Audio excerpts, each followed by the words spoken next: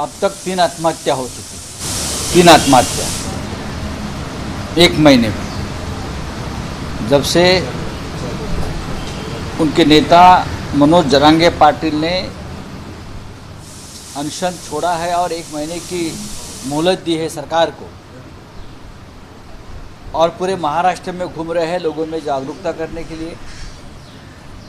और 1 महीने में 3 युवाओं ने आत्महत्या की है मराठा आरक्षण के लिए। सरकार क्या कर रही है, ये पहली बात। सरकार ने 1 महीने में क्या किया? मुख्यमंत्री वहाँ गए थे अंतरवेली गांव में और वहाँ आश्वासन दिया था कि हमें 1 महीने का टाइम दीजिए, हम ज़रूर उसमें से कुछ ना कुछ सोल्यूशन निकालेंगे।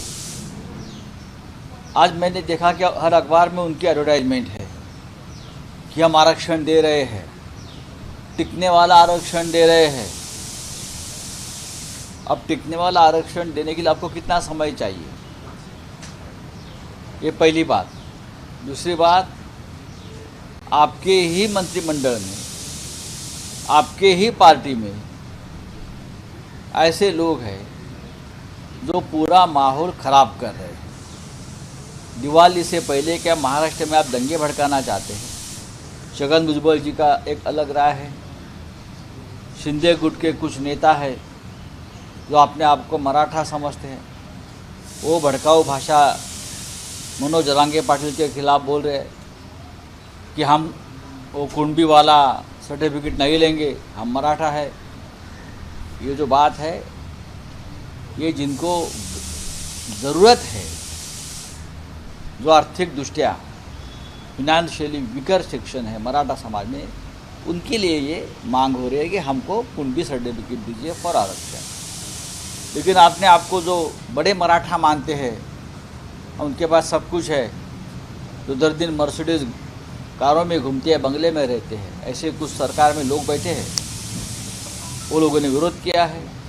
फिर छगन भुजबल जी की एक अलग दिशा चल रही है, उससे पूरे महाराष्ट्र में एक कन्फ्यूजन पैदा हुआ इस मामले में। और मुख्यमंत्री टोटल फेल्यूर है, देवेंद्र फडणवीस फेल्यूर है, अजीत पवार तो भाग रहे हैं कोई सवाल पूछते हैं तो उनसे इस मामले में, और लोग आत्महत्या कर रहे हैं। ये कब तक चलेगा, कब तक चलेगा ये? और कितने लोगों की जान आप लेना चाहते हैं? सर, मराठीमध्ये मराठा आरक्षणावरून सध्या सरकारने ज्या जाहिराती केलेल्या आहेत त्याच्यावर द्विधा मनस्थिती ईडब्ल्यूएसची एक जाहिरात केलेली, ज्याच्यामध्ये मराठ्यांनी किती लाभ घेता ईडब्ल्यूएसचा ते जाहिरातीमध्ये प्रमोट करण्यात आलेलं। परत आज पुन्हा सरकारला आरक्षण द्यायचं आहे की नाही, हे स्वतःच मराठा समजणाऱ्या मुख्यमंत्री शिंदे, अजितदादा पवार यांनी समोर येऊन सांगायला हवं। आज 3री आत्महत्या झालेली या आरक्षणासाठी। मनोज जरांगे पाटील यांनी सरकारला 1 महिन्याची मुदत दिली होती, ती मला वाटतं परवा संपते आहे। या 1 महिन्यात सरकारनं काही निर्णय घ्यावेत, काही प्रक्रिया कराव्यात आणि आम्हाला आरक्षण द्यावं।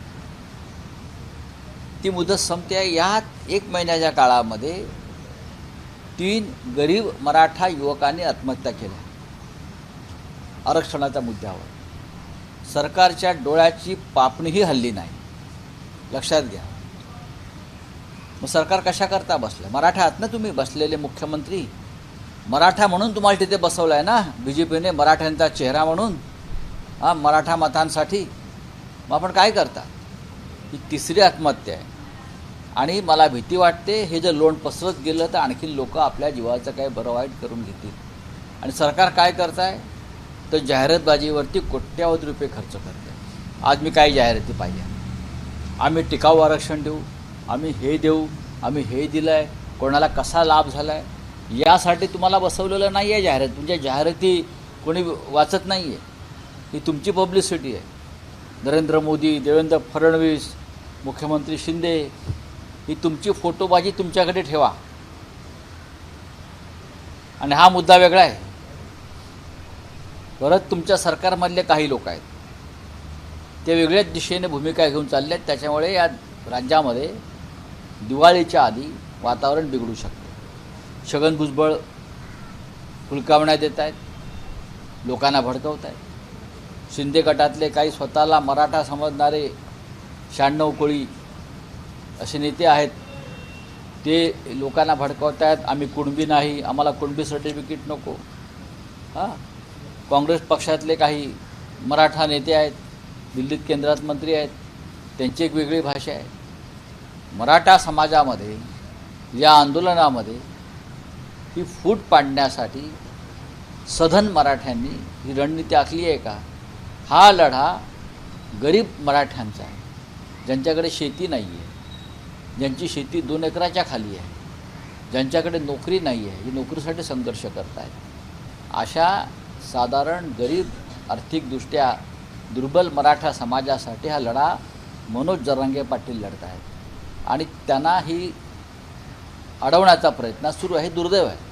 याच्यामध्ये मराठा तरुणांना वैफल्य येत आहे, निराशा येते आणि ते आत्महत्या करत आहेत. याला जबाबदार हे सरकार आहे. जर 4थी आत्महत्या झाली, आज 3 झाल्या, तर मराठा समाजाच्या नेत्यांनी आणि संघटनांनी एकनाथ शिंदे आणि त्यांच्या सरकारवर सदोष मनुष्यवधाचा FIR दाखल केला पाहिजे.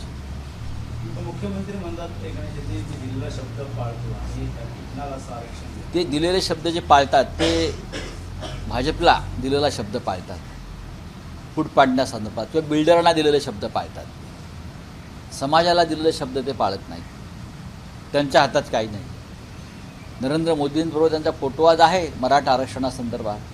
मोदींना जाऊन भेटा ना, सांगा मोदींना कायद्यात दुरुस्ती करा, सांगा.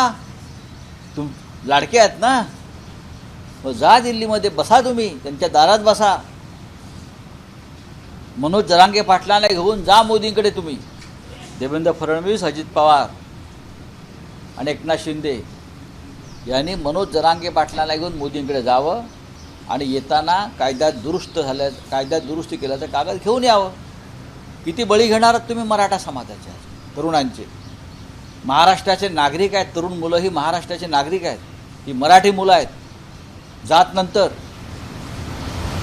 पण ही मुलं मरतायत हे आम्हाला पाहवत नाही. चलिए आओ. मध्य प्रदेश के मुख्यमंत्री हैं शिवराज चौहान ने, उन्होंने कहा है कि जिस तरह से शिवसेना के 2 पार्ट हो गए महाराष्ट्र में, उसी तरह से मध्य प्रदेश में कांग्रेस के भी 2 पार्ट हो गए हैं और ये जो अलायंस है, इंडिया अलायंस, इसका भी कुछ नहीं.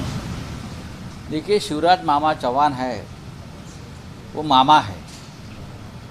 अब ये मामा जो बोल रहा है वो 4 दिसंबर के बाद मामा की बोलती बंद होने वाली है. शिवसेना की चिंता आप मत करिए मामा जी, हम सक्षम हैं. शिवसेना क्या है अगर आपको देखना है तो कल मुंबई में आइए और शिवसेना की दसरा रैली देखिए और मामा जी को कहिए, मैं मामा जी को कहना चाहता हूँ, दिल्ली में जाइए और आपके जो नेता है नरेंद्र मोदी जी और अमित शाह, उनको कहिए कि मुंबई महानगर पालिका का चुनाव लेने का हिम्मत करिए. आप हिम्मत, मुंबई, ठाणे, नासिक, पुणे चुनाव से डरने वाले हमको कहते हैं, ये गलत है. मामा की क्या हालत उनके हाईकमांड ने बनाई है, सबको मालूम है. हाँ सर, अग्निवीर स्कीम जो सरकार ने लाई थी, इसमें अभी कंपनसेशन देने की बात कर रहे हैं. 1 करोड़ का कंपनसेशन देंगे अगर किसी की तरुण की हत्या मृत्यु होती है. एक मृत्यु हो गई है, आपको मालूम होगा. एक लड़के ने आत्महत्या की अग्निवीर. उसके बाद ये सरकार को अक्ल आई है. जब सभी ने आवाज़ उठाया है तब ये अक्ल आई है अग्निवीर. इस प्रकार की योजना इजराइल में भी है, आपको मालूम होगा. 2 साल के लिए, 3 साल के लिए ये कॉन्ट्रैक्ट सैनिकों की योजना है. लेकिन आज भी इजराइल ज़मीनी युद्ध नहीं लड़ पा रहा है, सिर्फ एयर स्ट्राइक कर रहे हैं. कॉन्ट्रैक्ट सैनिकों से किसी भी युद्ध को नहीं, कॉन्ट्रैक्ट सैनिकों से कोई भी युद्ध नहीं लड़ा सकता है. आपने रशिया और यूक्रेन युद्ध में देखा, जो कॉन्ट्रैक्ट वाला आर्मी था वो पुतिन के खिलाफ चला गया उधर.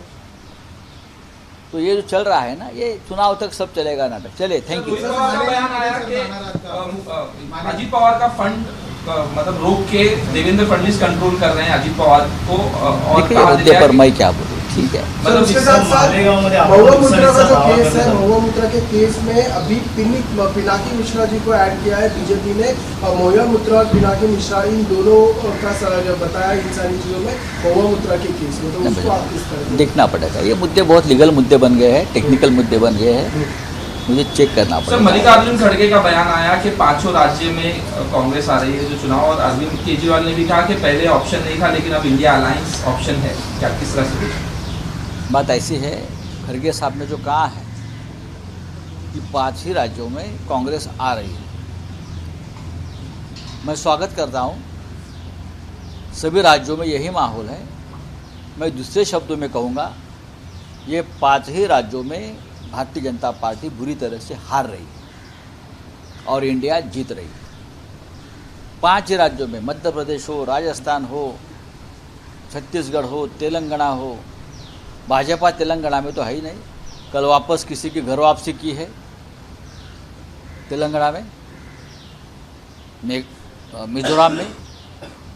ये 5 ही राज्यों में भाजपा बुरी तरह से और पूरी तरह से उनका सफाया हो रहा है, और इस सभी राज्यों में कांग्रेस बड़ी पार्टी है। आज भी तो कांग्रेस की सत्ता बनेगी। मैं मानता हूँ कांग्रेस की सत्ता यानी इंडिया की सत्ता है। एबीपी माझा, उघडा डोळे बघा नीट।